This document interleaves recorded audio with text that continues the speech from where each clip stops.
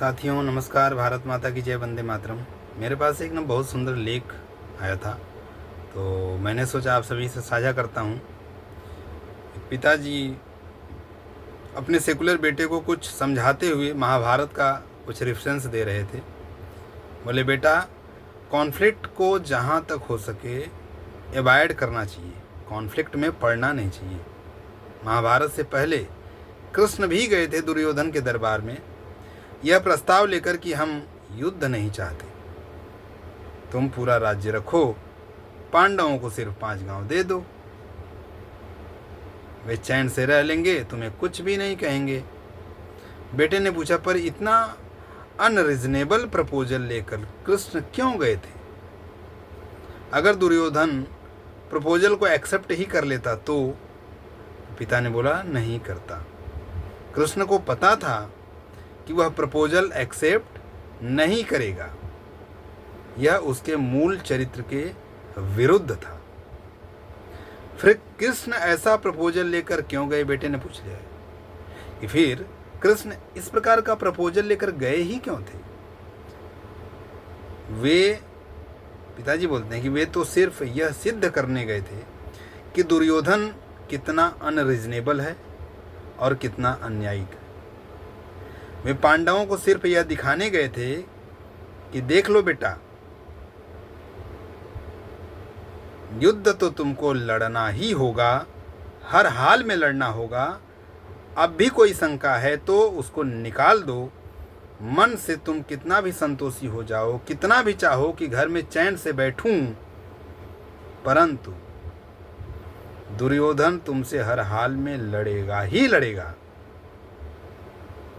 लड़ना या न लड़ना तुम्हारा ऑप्शन नहीं है।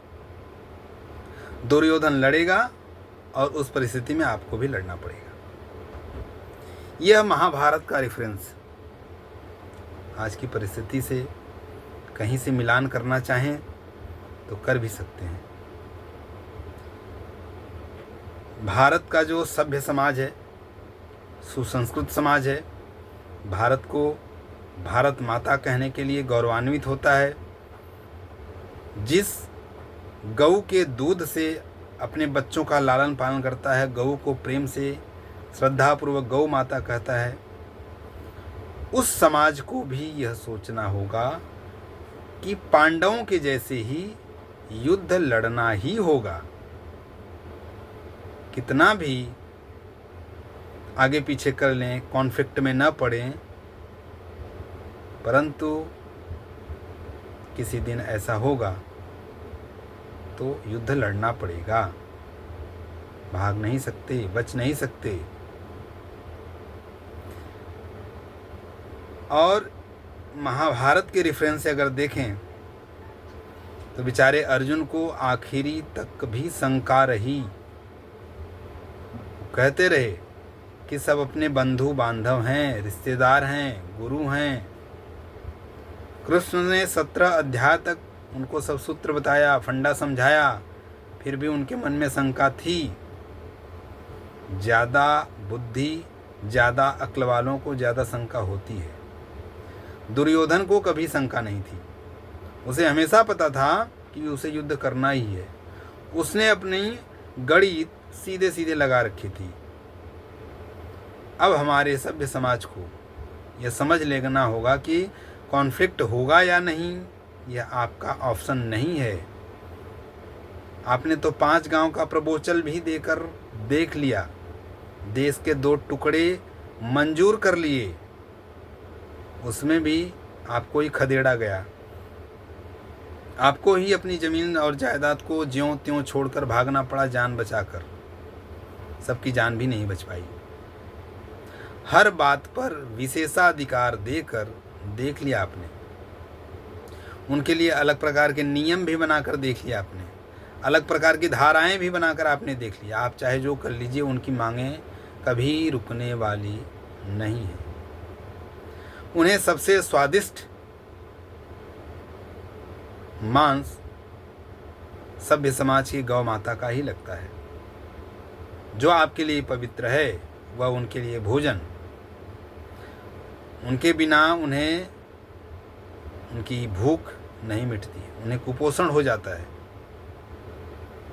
और उन्हें सबसे प्यारी वही उनके पूजा स्थल हैं जहाँ हजारों साल पहले पुराने आपके ऐतिहासिक मंदिरों को तोड़कर दफन कर दिया गया है।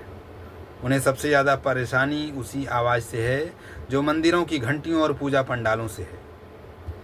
ये मांगें गाय को काटने तक नहीं रुकेंगी। यह समस्याएं मंदिरों तक नहीं रहने वाली, यह हमारे घरों तक भी आने वाली हैं, हमारी बहू बेटियों तक भी आने वाली हैं। आज का तर्क है, तुम्हें गाय इतनी प्यारी है तो सड़कों पर क्यों घूम रही हैं? ये हमारे समाज के लोगों के द्वारा ही कहा जाता है। तुम्हें गाय इतनी प्यारी है तो सड़कों पर क्यों घूम रही हैं? हम तो इसको काट कर, यह उनके द्वारा तर्क है। हमारे मजहब में लिखा है कि उन्होंने कुछ चीज़ें बताई हैं कि यह आपके लिए जायज़ है। तुम्हारे बेटी को अगर इतनी ही इज्जत प्यारी है तो अपना खूबसूरत चेहरा ढके बिना घर से बाहर निकलती क्यों है? हमारे लड़के उन्हें देखेंगे तो फिर भटकेंगे ज़रूर। उन्हें समस्या गाय से नहीं है, उन्हें समस्या हमारे अस्तित्व से ही है। तुम जब तक हो उन्हें कुछ ना कुछ प्रॉब्लम है। इसलिए हे अर्जुन, और शंका मत पालो और डाउट मत पालो। कृष्ण घंटे भर की क्लास बार बार नहीं लगाते। 25 साल पहले कश्मीरी हिंदुओं का सब कुछ छिन गया। वे शरणार्थी कैंपों में रहे पर फिर भी वे आतंकवादी नहीं बनते। जबकि कश्मीरी मुस्लिमों को सब कुछ दिया गया, वे फिर भी आतंकवादी बनकर जन्नत को जहन्नुम बना रहे हैं। पिछले साल की बाढ़ में सेना के जवानों ने जिनकी जानें बचाई, वो आज उन्हीं जवानों को पत्थरों से कुचल डालने पर आमादा हैं। इसे ही कहते हैं संस्कार। ये अंतर है धर्म और मजहब में। एक ज़माना था जब लोग मामूली चोर के जनाजे में शामिल होने में भी शर्मिंदगी समझते थे, और ये गद्दार और देशद्रोही लोग हैं जो खुलेआम पूरी बेशर्मी से एक आतंकवादी के जनाजे में शामिल होते हैं।